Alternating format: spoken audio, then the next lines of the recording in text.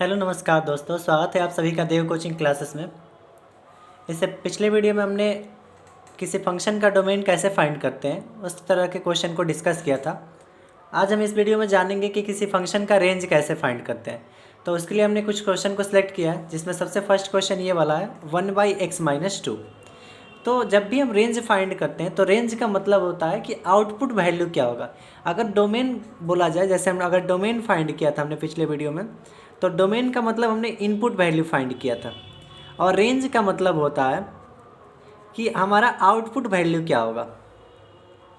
तो हम यहाँ पे बेसिकली रेंज की बात करेंगे, तो हम रेंज यानी आउटपुट वैल्यू निकालना सीखेंगे। तो इसको जब सॉल्व करेंगे तो सबसे पहले जो फंक्शन दिया हो तो उसको y मान लेना है। तो y इक्वल टू 1/x-2, जो फंक्शन दिया हो उसको y मान लेना है। अब इस फंक्शन को क्या करना है, x के टर्म में एक्सप्रेस करना है। यानी जैसे ये y इक्वल टू 1/x-2 है, तो इसमें x के इक्वल टू में इस फंक्शन को लिखना है, x इक्वल टू y के टर्म में इसको लिखना है। तो देखिए इसको कैसे लिखेंगे, इसमें क्या करेंगे, हम क्रॉस मल्टीप्लिकेशन करते हैं। तो इसमें क्रॉस मल्टीप्लिकेशन करेंगे तो y into x-2 equal to 1। अब इसे मल्टीप्लाई करेंगे तो xy-2y इक्वल टू 1। तो यहाँ से हमारा आएगा xy इक्वल टू 1, और ये -2y उधर जाएगा तो प्लस का 2y। तो यहाँ से हो जाएगा y equal to x equals to यहाँ पे आपका हो जाएगा x इक्वल्स टू 1 + 2y/y। यानी हमने क्या किया, इस फंक्शन को, जो हमारा फंक्शन y के टर्म y जो फंक्शन था हमारा x के टर्म में था, तो हमने x को y के टर्म में एक्सप्रेस कर दिया। तो सबसे फर्स्ट हमारा काम ये रहेगा। अब देखना है कि ये फंक्शन कहाँ पे डिफाइन नहीं होगा। जैसे हमने डोमेन फाइंड किया था, तो हम देखते थे जब भी आपको ऐसा वैल्यू दिखता था, तो अब हम क्या करते थे कि नीचे वाले नंबर को देखते हैं कि वह कहाँ पे जीरो हो जाता है। अगर जीरो हो जाएगा तो वैल्यू डिफाइन नहीं होगा। तो यहाँ पे 1 + 2y ऊपर में रूट में नहीं है, तो इससे कोई दिक्कत नहीं है। लेकिन ये नीचे में y है, अगर y 0 के इक्वल हो जाए तो ये फंक्शन डिफाइन नहीं हो पाएगा। तो लिखेंगे it will be not define at y equal to 0। यानी y का वैल्यू यहाँ पे 0 हो जाए तो ये फंक्शन डिफाइन नहीं हो पाएगा।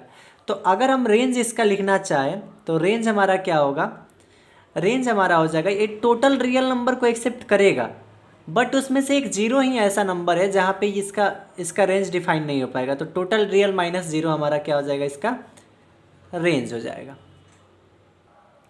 क्वेश्चन नंबर सेकेंड हमारे पास है x-3/x-5। अब इसका रेंज कैसे फाइंड करेंगे, तो सबसे पहले हमको क्या करना है कि इसको y के टर्म में लिखना है। तो y इक्वल टू, इसको y मान लेना है, y इक्वल टू x-3/x-5। अब इसमें क्या करना है, आपको क्रॉस मल्टीप्लिकेशन करना है। यानी इसको कैसे भी करके x को का फंक्शन बनाना है, यानी x का फंक्शन y के टर्म में बनाना है। तो इसमें क्रॉस मल्टीप्लिकेशन करेंगे तो y into x-5 equals to क्या मिलेगा हमको, x-3। अब इसको क्रॉस मल्टीप्लिकेशन करेंगे तो xy-5y इक्वल्स टू x-3। अब यहाँ से हम क्या करेंगे, x वाले को एक तरफ ला देते हैं। तो यहाँ पे xy और ये वाला x इधर आएगा तो माइनस का x इक्वल टू ये -3, और -5y उधर जाएगा तो प्लस का 5y। इसमें से हम क्या करते हैं कि x का कॉमन ले लेते हैं। तो x का जब कॉमन लेंगे तो यहाँ पे मिलेगा y-1 इक्वल्स टू, इसको हम ऐसा लिख सकते हैं क्या, 5y-3। अब यहाँ से अगर हम x का वैल्यू लिखना चाहे तो x इक्वल्स टू 5y-3, और यहाँ पे y-1 मल्टीप्लाई में, तो इधर जाएगा तो y-1 डिवाइड में हो जाएगा। तो हमने क्या किया, इस फंक्शन को, ये जो हमारा फंक्शन y जो था x के टर्म में था, हमने इसको क्या किया, x को y के टर्म में ऐसे लिख दिया। अब इसको क्या करना है, क्योंकि हम इसलिए इसको ऐसा चेंज कर रहे हैं क्योंकि हमको आउटपुट वैल्यू चाहिए। यानी x हमारा क्या होगा, आउटपुट होगा एक तरह का, यानी y का वैल्यू जो होगा हमको आउटपुट देगा। तो हम इसको कैसे, इसका रेंज अब कैसे फाइंड करेंगे वो देखेंगे।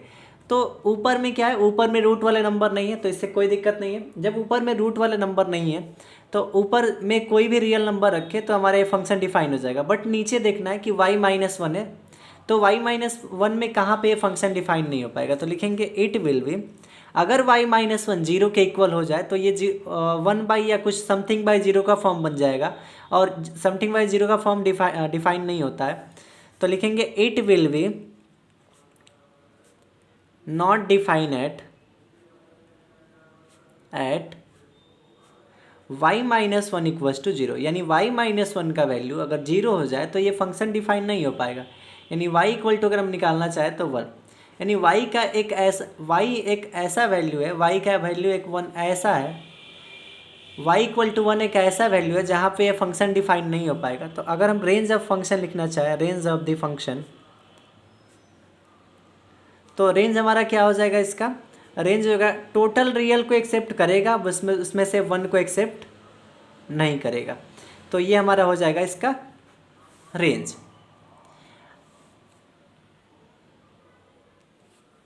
नेक्स्ट क्वेश्चन है हमारे पास, थर्ड नंबर क्वेश्चन है, रूट अंदर x माइनस वन, इसका रेंज कैसे फाइंड करेंगे। तो सबसे पहले इसको क्या करना है, y इक्वल टू लेना है। तो जब इसको सॉल्व करेंगे तो लिखेंगे y इक्वल टू रूट अंदर x माइनस वन। अब देखिए यहाँ पे रूट है तो इसको x के टर्म में ऐसे एक्सप्रेस कर, y equal to root one x minus one है, तो इसको x के टर्म में एक्सप्रेस करना थोड़ा डिफिकल्ट है। तो हम क्या करेंगे, दोनों तरफ स्क्वायरिंग करेंगे। तो लिखेंगे स्क्वायरिंग ऑन बोथ साइड। जब हम बोथ साइड स्क्वायरिंग करेंगे तो हमको मिलेगा y square equal to x minus one. जब स्क्वायर करेंगे तो हमारा रूट हट जाएगा। अब हमको क्या करना है, इसको x के टर्म में एक्सप्रेस करना है। तो हमारा अगर हम x का वैल्यू निकालना चाहें तो x यहाँ पे वाई स्क्वायर, ये माइनस इधर आएगा तो प्लस का वन, यानी x इक्वल्स टू हम लिख सकते हैं वाई स्क्वायर प्लस वन, यानी x का वैल्यू क्या आया, वाई स्क्वायर प्लस वन। अब देखा जाए तो यहाँ पे जो x का वैल्यू है और ये वाई स्क्वायर प्लस वन के टर्म में, अब ये ना ही रूट के फॉर्म में है और ना ही डिवाइड के फॉर्म में। तो इस तरह अगर देखा जाए तो अगर हम y का कोई भी वैल्यू रखें, जीरो रखें, वन रखें, माइनस वन रखें, टू रखें, तो ये सारे वैल्यू को एक्सेप्ट करेगा। यानी कोई भी रियल नंबर अगर रखे तो ये वैल्यू एक्सेप्ट कर जाएगा। तो इसका अगर हम रेंज लिखना चाहें तो इसका रेंज जो होगा वो टोटल रियल नंबर हो जाएगा, या अगर उसको दूसरे कंडीशन में लिखना चाहे तो ये माइनस इन्फिनेटिव से प्लस इन्फिनेटिव के सारे नंबरों को एक्सेप्ट करेगा। क्योंकि अगर देखिए इसका अगर हम नंबर लाइन पे रिप्रेजेंट करें माइनस इन्फिनेटिव और प्लस इन्फिनेटिव, तो वाई स्क्वायर का जो कॉफिशिएंट है प्लस है तो इसमें प्लस आएगा, यानी इसमें जितने भी वैल्यू है वो सारे को क्या करेगा, एक्सेप्ट करेगा। नेक्स्ट क्वेश्चन हम देखते हैं। नेक्स्ट हमारा क्वेश्चन है रूट अंदर 9 माइनस एक्स स्क्वायर। अब इस फंक्शन को कैसे डिफाइन करेंगे, ये बहुत ही इंपॉर्टेंट क्वेश्चन है, हमेशा एग्जाम में पूछा जाता है। तो इसको जब सॉल्व करेंगे तो देखिए यहाँ पे सबसे पहले इसको y के इक्वल टू लेंगे, तो y equal to 9 minus x square root में। अब इसमें मोस्ट इंपॉर्टेंट चीज़ ये है कि रूट में क्या है, रूट में फंक्शन भी रूट में है और प्लस उसमें स्क्वायर वाला भी फंक्शन है। जैसे देखिए इसमें एक्स स्क्वायर है, तो सबसे पहली बात ये कि रूट में से अगर कोई भी वैल्यू निकलता है, जैसे हम सपोज करें कि रूट में हमारा क्या है, रूट में हमारा सबसे पहला बात कि इसमें रूट में निगेटिव वैल्यू नहीं आएगा, यानी रूट में माइनस वाला वैल्यू नहीं आना चाहिए। अगर रूट में अगर माइनस वाला वैल्यू आ जाएगा तो ये फंक्शन डिफाइन नहीं होगा, यानी रूट में इसके माइनस वाला वैल्यू नहीं आएगा। तो अगर y का जो वैल्यू आएगा वो हमेशा क्या आएगा, greater than equal to zero ही आएगा। यानी y का वैल्यू जब भी हम इसमें x का कोई वैल्यू रखेंगे, जैसे x का वैल्यू हमने क्या रखा, 3 रखा, तो 3 का स्क्वायर 9 माइनस 9 क्या आएगा, 0, यानी y का वैल्यू 0 आ जाएगा। तो y का वैल्यू 0 हो सकता है, या x का वैल्यू अगर हम 2 रखते तो 2 का स्क्वायर 4, 9 माइनस 4 कितना होगा, 5, यानी y का वैल्यू रूट 5 आएगा जो कि 0 से बड़ा होगा। यानी y का कोई भी वैल्यू आएगा वो क्या होगा, 0 या 0 से बड़ा होगा। ये हमारा फर्स्ट केस है। अब हम इसको क्या करेंगे, स्क्वायरिंग करेंगे दोनों तरफ। तो लिखेंगे स्क्वायरिंग ऑन बोथ साइड।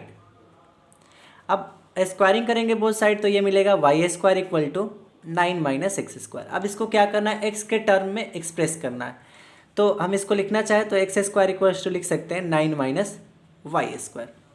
अब यहाँ से अगर हम x का वैल्यू निकालें तो रूट अंदर 9 माइनस वाई स्क्वायर आना चाहिए। नेक्स्ट कंडीशन हमारा ये है कि रूट में कभी भी निगेटिव वैल्यू नहीं आना चाहिए। अगर निगेटिव वैल्यू आ गया तो ये फंक्शन डिफाइन नहीं होगा। तो लिखेंगे it will be not define at 9 minus Y square is less than 0, यानी 9 माइनस वाई स्क्वायर का वैल्यू 0 से छोटा आ गया तो ये फंक्शन डिफाइन नहीं होगा। तो सबसे पहले इसको थोड़ा सॉल्व करके इसमें y का वैल्यू निकाल लेते हैं। तो 9 minus Y square equal to 0 ले लेते हैं सॉल्व करने के लिए। तो यहाँ पे होगा 3, यहाँ पे होगा 3 का स्क्वायर माइनस वाई का स्क्वायर इक्वल्स टू 0। तो इसको A square minus B square के फॉर्म में करेंगे तो 3 minus y into 3 plus y equals to 0।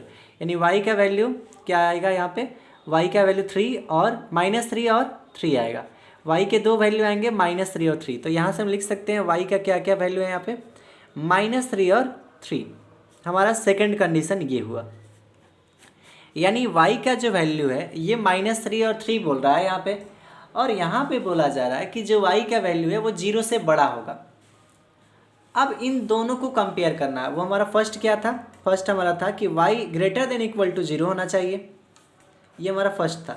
अब from first and second, first और सेकंड से देखेंगे, फ्रॉम फर्स्ट एंड सेकंड हम नंबर लाइन यहाँ पे रिप्रेजेंट करते हैं, माइनस इन्फिनेटिव इन्फिनेटिव